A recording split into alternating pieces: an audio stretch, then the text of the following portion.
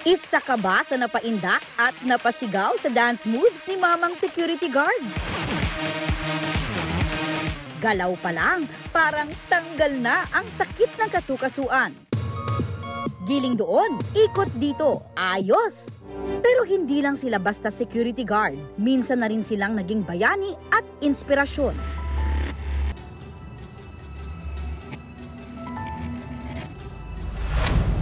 Sa CCTV footage, kitang-kita ang makapal na usok na nagmula sa sasakyan. Mabilis na nakalapit sa kotse ang security guard na si Kenneth Canque.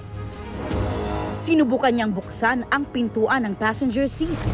Ilang segundong nawala sa video si Kenneth. Abangan mamaya ano kaya ang nangyari kay Kenneth.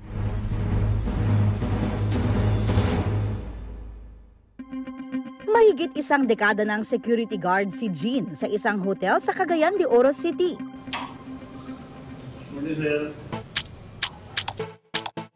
Pero kapag tapos na ang duty niya, ang seryosong si Jean ready to dance na.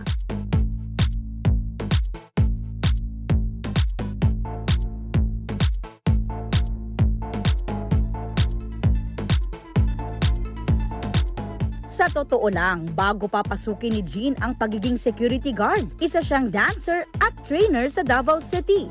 Taray, di ba?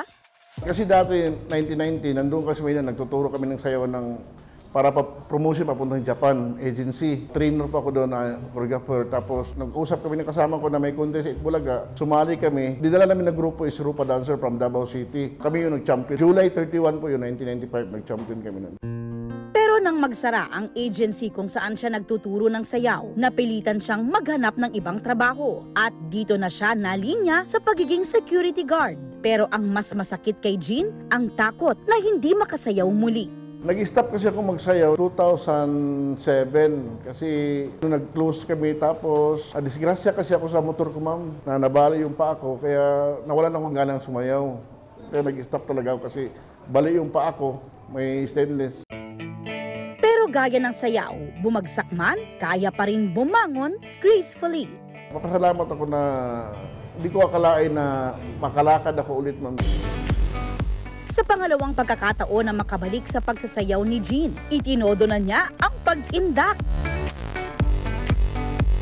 At patok ang kanyang the moves, hindi lang sa dance floor, kundi pati sa social media.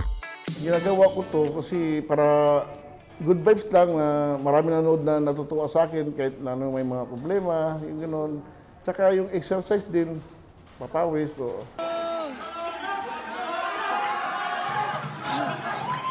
Bukod kay Jean, may isa pang tinitilian sa Northern Samar.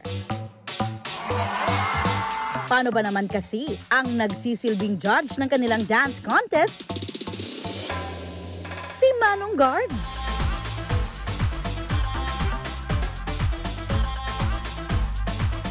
Siya ang 37 anyos na si Ruben.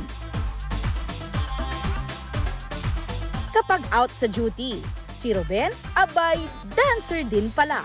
Hindi nila alam na isang security guard, ganun pala sumayaw. Basta pinakita ko lang sa kanila na marunong din akong sumayaw. Kaya ako nag-judge kasi marunong din ako sumayaw. Ilang taon kayo nung nagsimula kayong magsayaw at may grupo kayo? Elementary pa lang. Tapos nagkagrupo ako, high school na. Teenager pa lang noon nang makipagsapalaran si Ruben sa Maynila para mag-aral ng kolehiyo. Sinubukan niyang pagsabayin ang pag-aaral at pagsasayaw, pero naapektuhan ang kanyang pag-aaral. Since grade 4, mahilig talaga ako sumayaw. Kasi gusto ko nga nung nasa Maynila ako, lagi akong sumasali sa mga contest doon. Nakasayaw kami sa Master Showman noon, pero matagal na. Kasi focus ako sa pagsasayaw, napabayaan ko yung pag-aaral ko. Kaya para mabuhay sa Maynila, sinubukan niyang magtrabaho bilang security guard. Yung bayaw ko yung pumasok sa akin bilang security guard. Ayaw ko sana, pero grinab ko na lang dahil mahirap ang trabaho. Sabi ko mahirap yung security guard noon sa Maynila kasi mababa ang sahod. Napilitang bumalik sa Samar si Ruben.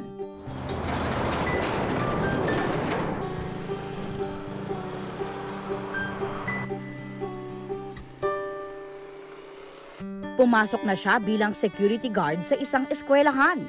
Habang tumatagal nga raw, mas napapamahal siya sa trabaho niya. Unang-una yung anak ko nandun eh. Napaiyak.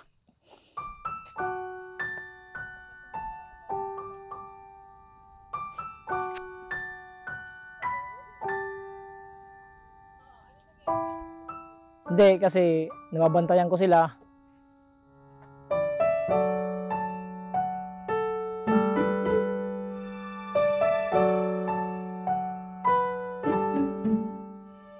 Tapos nakakatulong ako sa mga estudyante na pinapayaan ko sila na pagbutihin yung ano nila, pagsasaya o pag-aaral para hindi lang puro gala yung gawin nyo, may patutunguhan din kayo. Tapos sabi ko sa kanila, enjoy lang yung buhay. Iwasan nyo yung mga bisyo na dapat iwasan. Pero paminsan-minsan namimiss din niya ang pagsasayaw. Kaya kapag may oras, rumaraket pa rin siya. Kuya Ruben, paano mo naisingit yung pagsasayaw mo? Take your time lang, na ano ko lang sa oras. Parang pag wala akong trabaho, yun ang ginagawa ko. Exercise na rin. Bukod sa pagiging security guard, ano pang ibang racket mo? Dati, nung hindi pa ako kinukuha ng kumpare ko, nagle-labor ako sa construction. Hindi ko kaya, gawa ng oras ko, puyat ako sa duty, panggabi ako. Sabi ko, nag-isip ako kung saan ako makakaraket ng iba. Nung nano ko ng kumpare ko, na may wifi, doon, mas maikli ang oras ko, hindi ako pagod, nakaka-relax pa ako, nakakapagpahinga pa ako. Nakakatulog ka pa ba? Mga 3 hours, kinakaya na lang po dahil sa pamilya. Para sa family na lang po, kinakaya na lahat.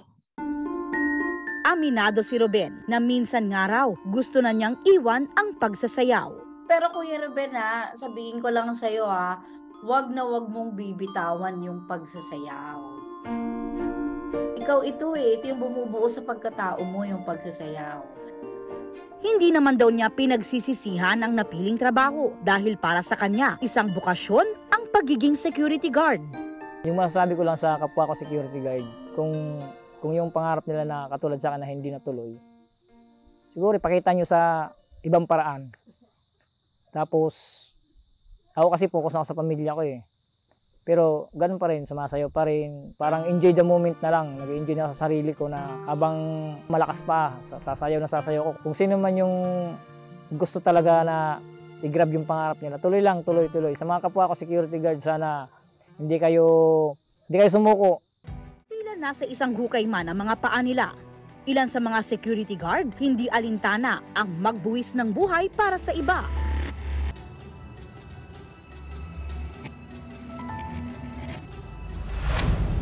Sa CCTV footage, kitang-kita ang makapal na usok na nagmula sa sasakyan. Mabilis na nakalapit sa kotse ang security guard na si Kenneth Kangke. Sinubukan niyang buksan ang pintuan ng passenger seat. Ilang segundong nawala sa video si Kenneth. Ilang saglit lang nakita sa kamera na may karga na siyang 3 taong gulang na bata. Ligtas ang bata mula sa umuusok na sasakyan. Dahil sa kabayanihan ni Kenneth, ginawaran siya ng pagkilala ng Bureau of Fire Protection ng Davao City para sa kanyang kabayanihan.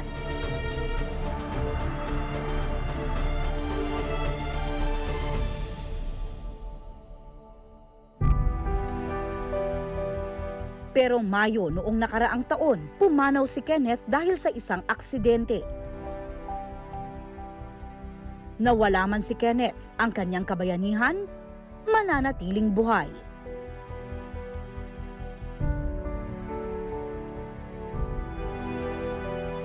Manong Guard, Kuya Guard.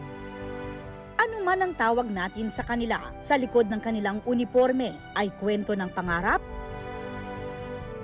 pagsisikap at kabutihan para sa kapwa.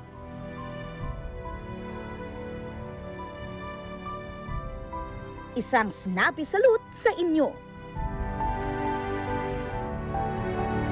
Ako si Aubrey Carampel kasama sa iisang brigada.